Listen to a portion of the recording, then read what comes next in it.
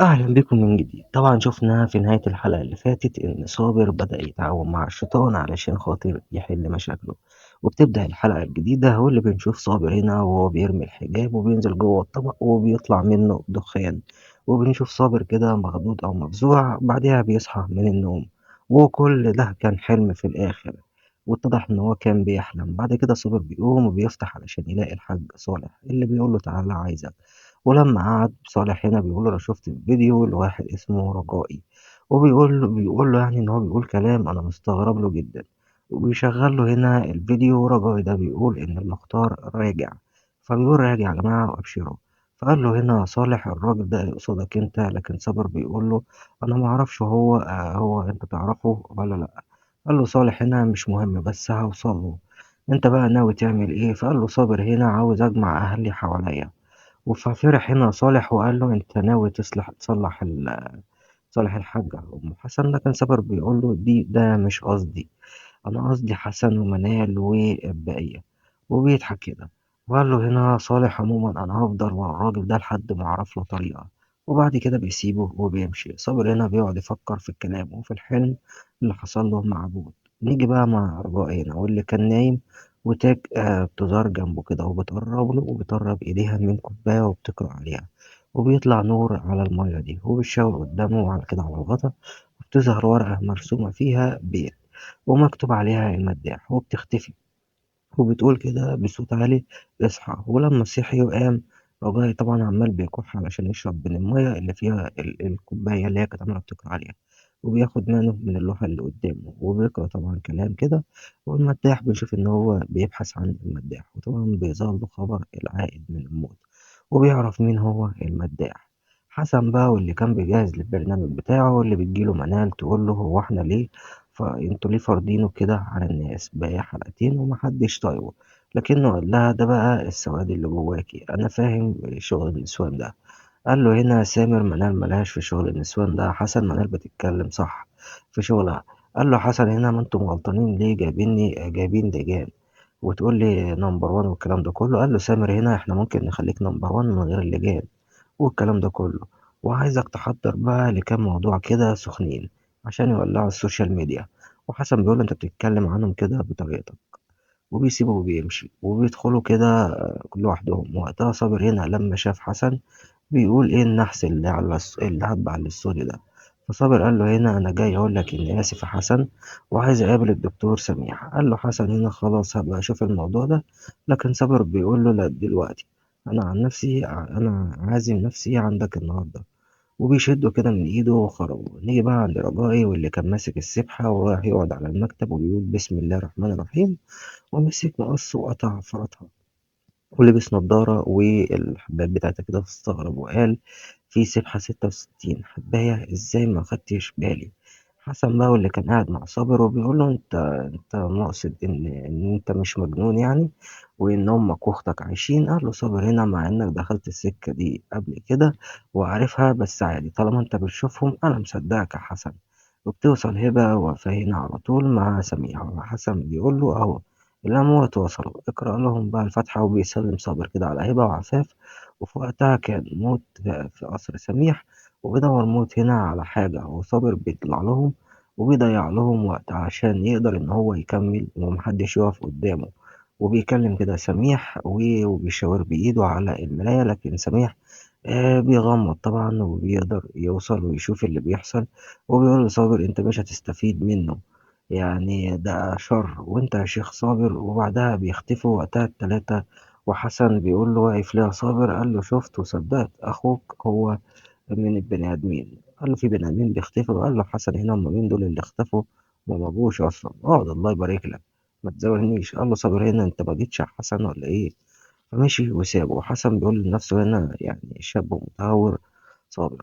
نيجي بقى عند سميح واللي بيوصل القصر بتاعه بيقول الموت أهلا بالخادم الخاين. وقتها بيهرب منه من قدامه. وسميح كده بيبص على المراية و يعني بيسكت وبيروح موت عند صابر وبيقول له مفيش أثر للخاتم في مكان قزح. قال له صابر هنا أنت كده بتلعب عليا من بدري، لكنه بيقول له أنت اللي سخرتني وخرجتني أنا ما أقدرش أخونك. فصابر قال له خايف تواجه سميح لكن موت. فبيقول له مواجهته مش هي الحل، ومهما كنت قوتي يعني أنا ضعيف قدامه. قال له صابر هنا لوحة الأحجار معايا وسميح ما يقدرش عليا، لكن موت بيقول له بس هيقدر عليا أنا. هو أنت عايز الخاتم؟ قال له علشان يساعدني زي ما أنت بتساعدني. قال له موت هنا قزح مش محتاج خاتم علشان يبقى قزح. خد الخاتم، الخاتم منك علشان يضعفك أنت. فقال له يا صابر هنا طب والحل؟ فبيقول له هنلعب بنفس لعبته وأنت معاك أسرار اللعبة فهتفهم. نيجي بقى عند الدكتور صبحي هنا وهو قاعد بيقرأ في كتابه، وفجأة بيفتح الباب وبيدخل ابنه وبينادي عليه صبحي هنا وبيقول له مش قلت لك تقعد عند والدتك لحد ما اقول لك تيجي؟ لكنه قال له هنا انا مش عايز اسيبك لوحدك. لكن بيقول له الشيخ صابر اللي كان عالجك قبل كده بقى ضعيف ومش هيقدر يعمل لك حاجة بعد كده. وقال له مش ده اللي كان جاي لك من يومين وانت مشيته؟ ولو كان عايز منك مساعدة لازم تساعده وما تخافش عليا، وانا مش خايف من حاجة. نيجي عند حسن بقى واللي بينادي على هبة واللي بيقول لها والنبي اعملي لي كوباية شاي بلبن كده. وبعد في نفس الثانية دي هبة دخلت عليه بكوباية، واتفاجئ حسن وقال لها انت لحقتي؟ دي لو الجاموسة في المطبخ كانت خدت وقت اكتر من كده. قالت له ما انا محضرها قبل كده. قبل ما تقول لي يعني. وبيتفرجوا كده على التلفزيون واللي بيجي راجل كده واخد بيقول ده راجل واخد مني الكاريزما وشكله بيحاربني من تحت لتحت. قالت له هبه بقرف كده كاريزمتك يا حسن، انت من ساعه ما البرنامج بتاعك ده نزل وانا بتفرج على الحلقه مرتين وتلاته.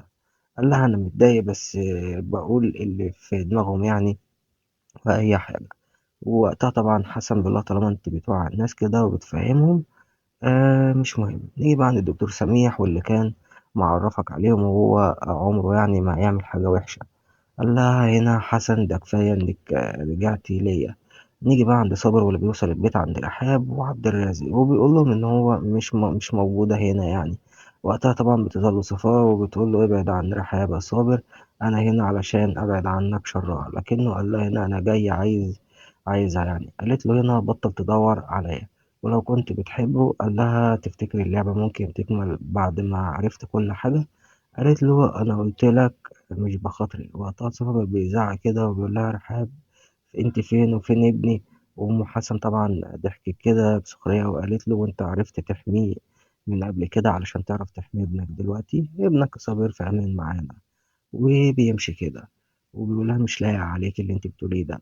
فبتقول له انساه وانسى كل اللي حواليك وحاول تخاف بقى المرة دي يمكن تسلم.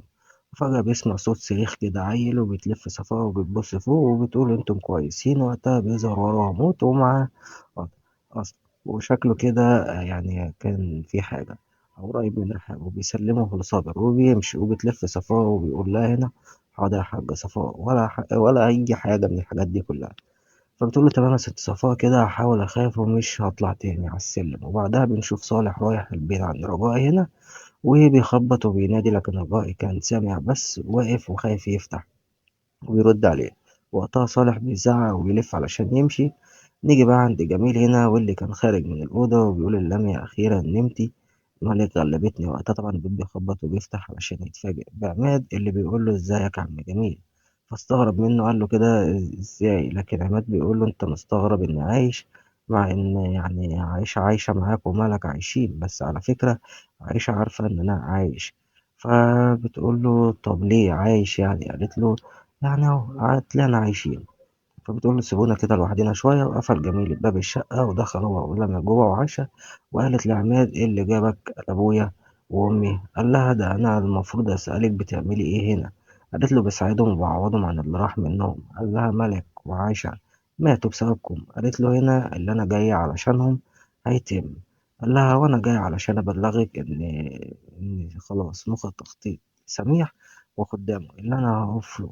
قالت له هنا هنشوف. وبيمشي وقتها عماد. نيجي بقى عند موتو اللي كان واقف جنب صابر هنا اللي ماسك حجرين وبيضربهم في بعض وقاعد في نفس المكان اللي شاف فيه الحلم بين الشموع والنار. وبيفتكر كلام سميع وهو بيقول إنه مش هتستفاد منه يا صابر بأي حاجة وده شر. ومسك صابر كده تباشيرة ورسم على الأرض العلامات. واللي شافها في الأوضة هو مسك صورة رحاب وقلم أحمر كده كتب عليها وحطها وسط العلامات دي. وجاب القطر وحرق كده القطر اللي معاه ورماه كمان في الأرض. وبص ناحية موت كده وقال له وقتها طبعا بيختفي. وهو بيوصل عند صفاء ورحاب واللي كانوا قاعدين ومع بعض يعني علشان مرة واحدة بتجيلها تشنكات كده وشها بيزرق وبيتلموا وشكلها طبعا بيكون مرعوب جدا، وهي رايحة ومش فاهمة أي حاجة. وبيرجع عند صابر كده تاني وبيقول له مش عايز تشوف مفعول سحرك على رحاب، وبيحط صابر كده إيده في إيده علشان يشوفها. وصفاء بتحاول تفوقها وبتنادي لعبد الرازق علشان يلحقها. وقتها صابر بيقول له اللي عملته ده كان رد فعل عن اللي عملته معايا رحاب، وأذت ناس كتير جدا وأنا واقف لها. وفجأة بيسمع صوت كده من على الباب وبيظهر سميح، واللي بيقول له هو ينفع يا شيخ صابر ترفع الأذى عن الناس وتأذي ناس تانية؟ لف صابر كده ووصله، وقبل ما بيطلع بيتكلم كده بنشوف إن الحلقة بتخلص. ودي طبعا أحداث الحلقة السابعة من مسلسل المداح. متنساش بقى اللايك اشتركوا للقناة وفعلوا الجرس عشان أي حاجة تنزل تصلك على طول، ونشوفكم الفيديو اللي جاي. سلام.